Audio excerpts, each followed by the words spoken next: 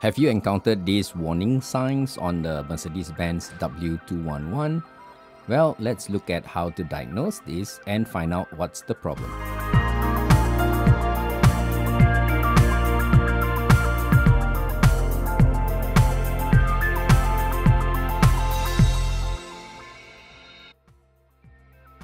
The warning sign is indicating that the left brake backup lamp is on and the left brake lamp is having a problem. So let's diagnose it and see.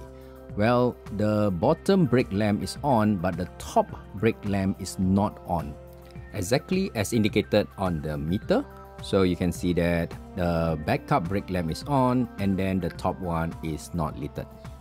So let's proceed to remove the brake light assembly.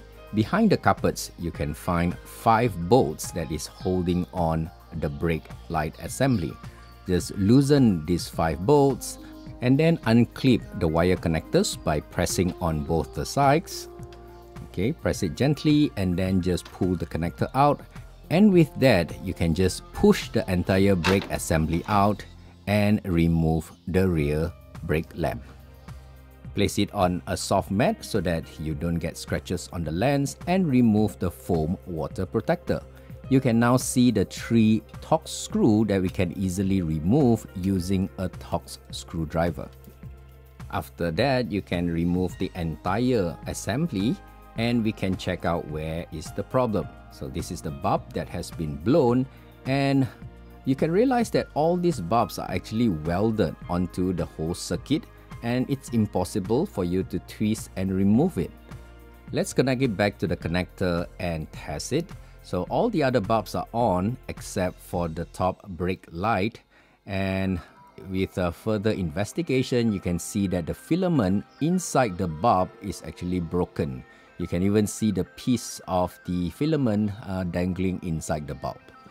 Well, there's a few ways to go around fixing this.